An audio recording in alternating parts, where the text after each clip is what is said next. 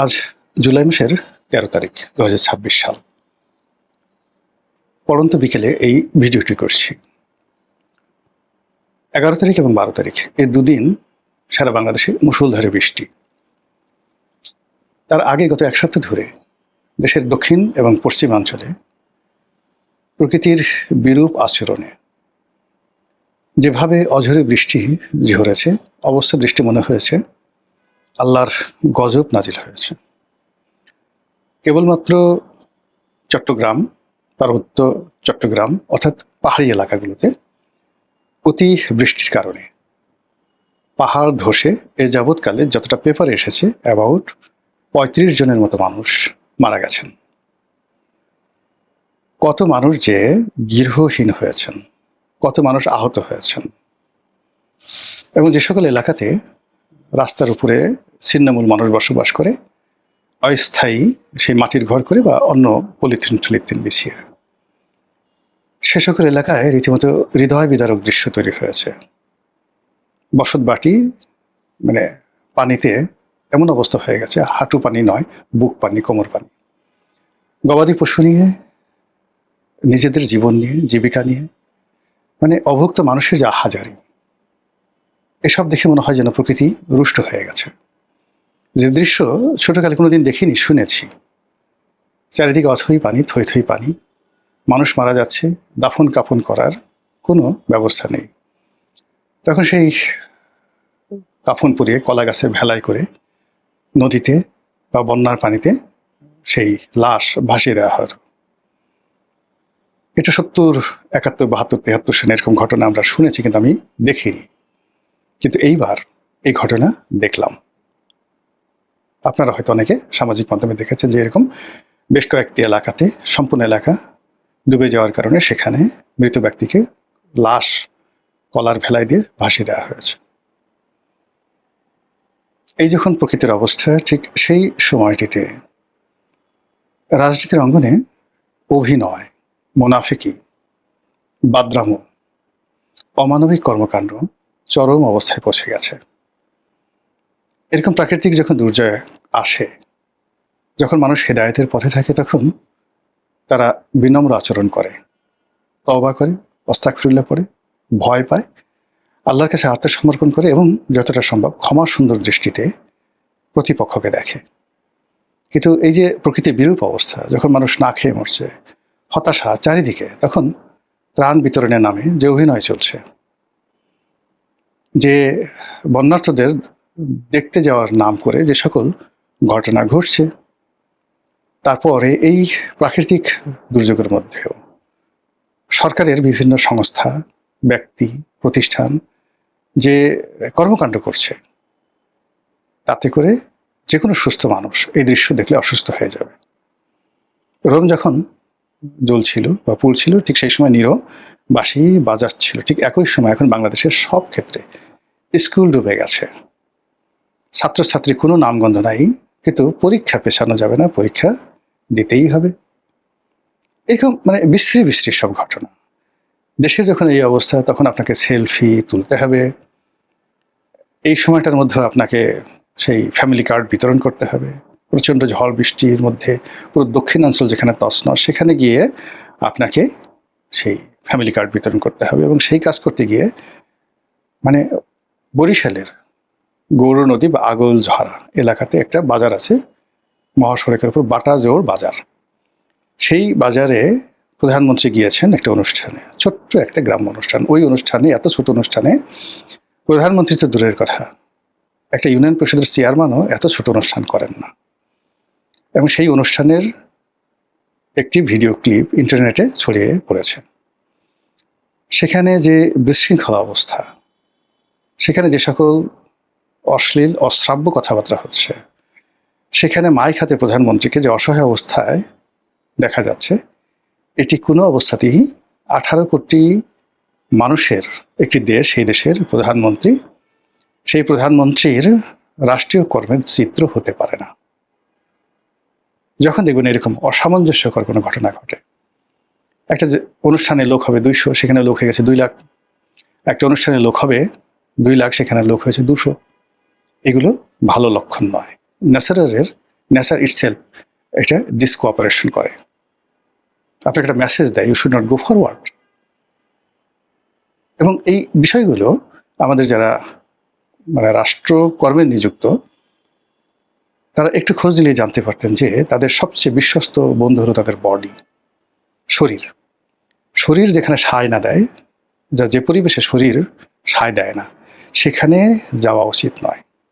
যেদিন Julius caesar সিনেটে ছুরিকাঘাত হলেন, সেদিন তার শরীরটা ভালো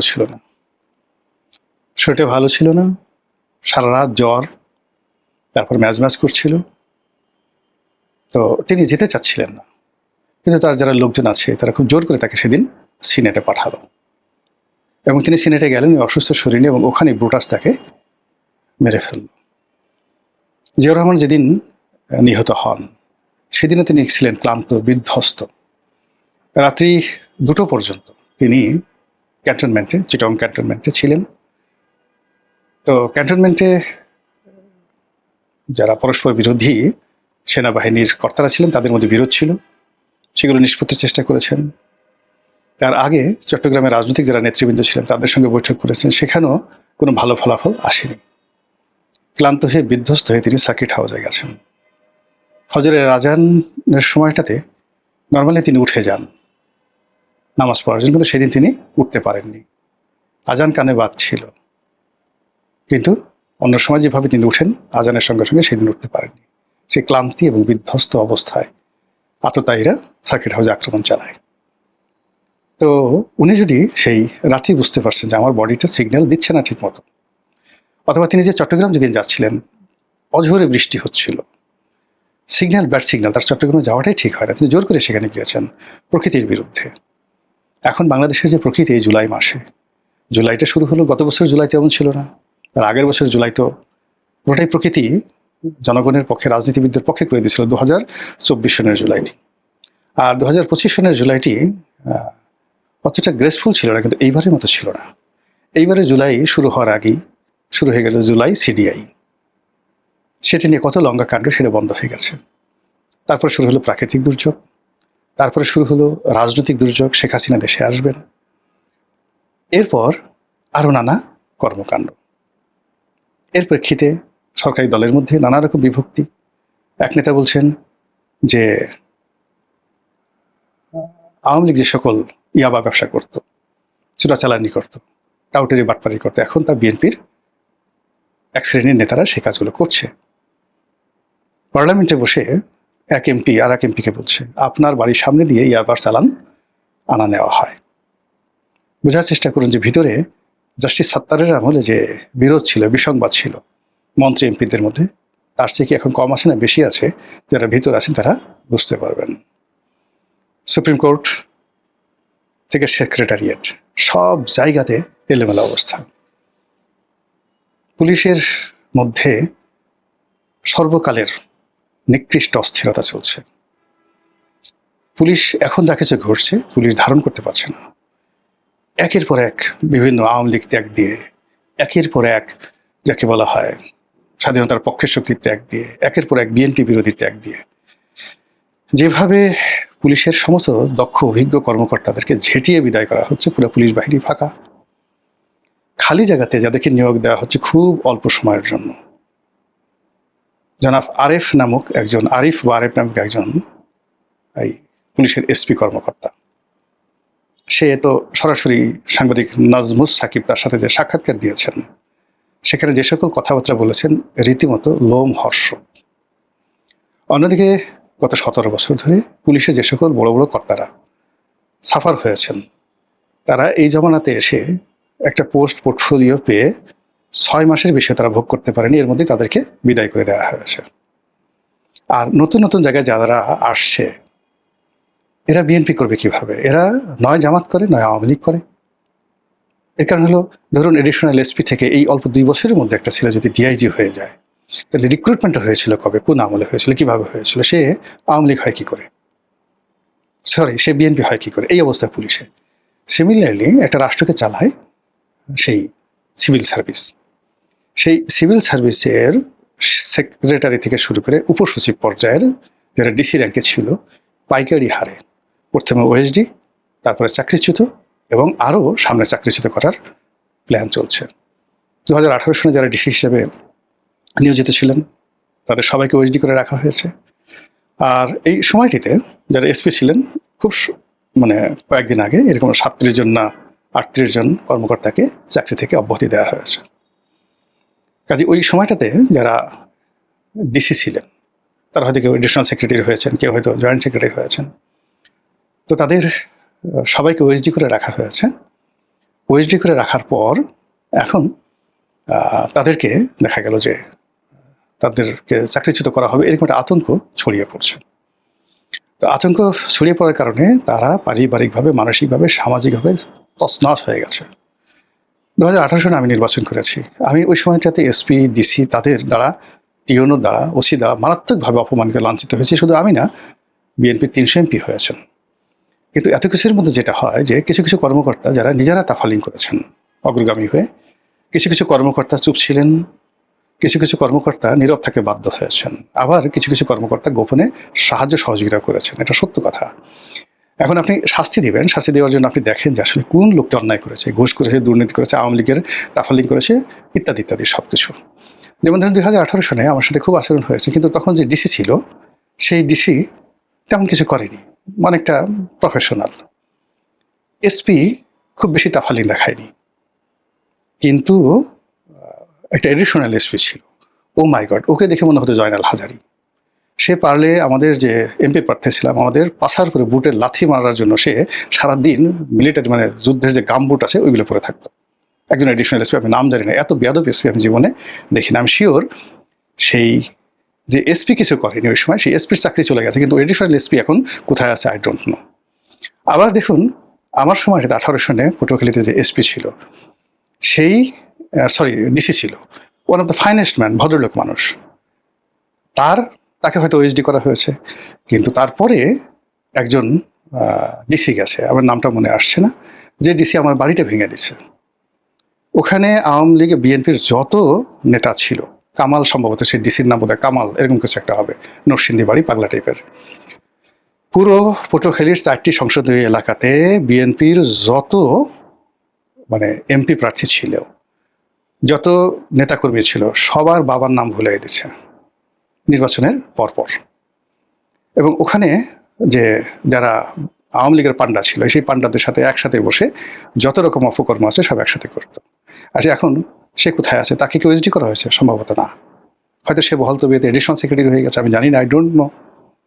তো এইভাবে আমার বক্তব্যটা হলো যে আপনারা যদি শাস্তি দিতে চান কাউকে, তদন্ত করেন, তারপরে বিচার করেন, বিধি মোতাবেক তাদেরকে শাস্তি দেন। কিন্তু গণহারে, পাইকারি হারে যদি দেওয়া হয় তাহলেই হবে কি, পর্দার আড়ালে নানা রকম খেলা হবে। আমাদের দেশে যখনই কোনো একটা সরকারের পরিবর্তন হয়েছে, এটার পেছনে প্রথমত কলকাঠি নেড়েছে সামরিক বাহিনী, দ্বিতীয়ত কলকাঠি নেড়েছে সচিবালয়, সেক্রেটারিয়েট। এখন এই বর্তমান সরকার এসে সেনাবাহিনীতে ব্যাপক পরিবর্তন হয়েছে, তারপর পুলিশে ব্যাপক ব্যাপক পরিবর্তন হয়েছে, আর সচিবালয়ে রীতিমতো কান্নার রোল পড়ে গেছে। আর এই শক্তিগুলো যখন একটি রাজনৈতিক সরকারকে ডিসকোঅপারেশন করে তখন কি হয় আপনি দেখেন। এর আগে এরশাদের পতন হয়েছে, জেনারেল নুরুদ্দিন তাকে সাহায্য করেনি। বেগম জিয়ার পতন হয়েছে, একবার জনতার মঞ্চ হয়েছিল, সচিবালয় থেকে সমস্ত অফিসাররা বের হয়ে এসেছিল। দ্বিতীয় দফায় বেগম জিয়ার পতন হয়েছিল, সামরিক বাহিনী তার কথা শুনেনি, মঈনুদ্দিন ফখরুদ্দিন। এইবার শেখ হাসিনার পতন হলো বিকজ এইবার সামরিক বাহিনী শেখ হাসিনার কথা মতো গুলি চালাতে রাজি হয়নি, আর গুলি চালানোর মতো অবস্থা তাদের ছিল না। এই কারণে একটা বাহিনীকে শক্তিশালী করার জন্য যে ট্রেনিং দরকার, শেখ হাসিনার সমস্ত ফোকাস ছিল পুলিশকে কেন্দ্র করে। আর্মিকে সে পুরো সময়টাকে অবহেলা করেছে, তাদেরকে সুযোগ দিয়েছে, সুবিধা দিয়েছে, যেন তাদের ভুঁড়ি বাড়ে, যেন তাদের যুদ্ধ করার ক্ষমতা কমে যায়, যেন তাদের লোভ হয়, তারা ব্যবসা বাণিজ্য পায়, বড় বড় পোর্টফোলিও পায়। জাতিসংঘ মিশনে যাও, টাকা উপার্জন করো, প্রেষণে আসো, বিভিন্ন দূতাবাসে কাজকর্ম করো, এই রাস্তা বানাও, গাড়ি বানাও, কন্ট্রাক্টারি করো, কিন্তু বন্দুক তুলে নিও না। আর সেই কাজ করার ফলে কি হলো, এই সুশৃঙ্খল বাহিনীটি এরকম একটা পরিস্থিতি মোকাবেলা করার মতো যে সাহস দরকার, নেতৃত্ব দরকার, এটা শেখ হাসিনার জমানাতে এক জেনারেল ওয়াকারুজ্জামানকে দায়ী করলে হবে না, এটা ছিল না। ট্রেনিংগুলো হয়নি। আপনি গোলাবারুদ নিয়মিত তাদেরকে সরবরাহ করা হতো না। তাদেরকে সারা বছর তাদের কাছে অস্ত্র থাকতো কিনা আমার সন্দেহ। আমরা শুনতাম যে অনেক অস্ত্রের পিনগুলো খুলে কোতে রাখা হতো।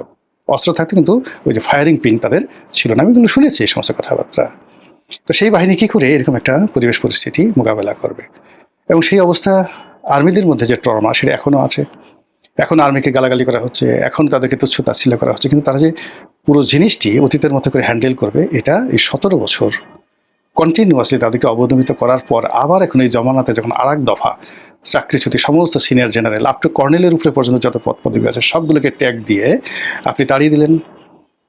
আমান আজমির মতো লোকদেরকে আপনি প্রমোশন দিলেন, ভূতাপেক্ষা প্রমোশন দিলেন, অনেক লোককে আপনি খুব বেশি প্রমোশন দিয়ে সামনে এগিয়ে নিয়ে আসলেন। ফলে ওখানে যে ভ্যাকুয়ামগুলো তৈরি হয়েছে, এই ভ্যাকুয়ামগুলো যত বেশি হবে ততই পর্দার আড়ালে খেলাধুলা বেশি হবে। নানা রকম রাজনীতির নতুন খবর নিয়ে গুরুত্বপূর্ণ তথ্য দিল গোলাম মাওলা রনি। রাষ্ট্র পরিচালনা এবং রাজনীতির যে স্বাভাবিক সৌন্দর্য আছে, স্বাভাবিক রিদম আছে, এগুলো থাকবে না। মহান আল্লাহ আমাদের সবাইকে হেদায়েত দান করুন এবং হেফাজত করুন। আসসালামু আলাইকুম রহমতুল্লাহি ওয়া বারাকাতুহু।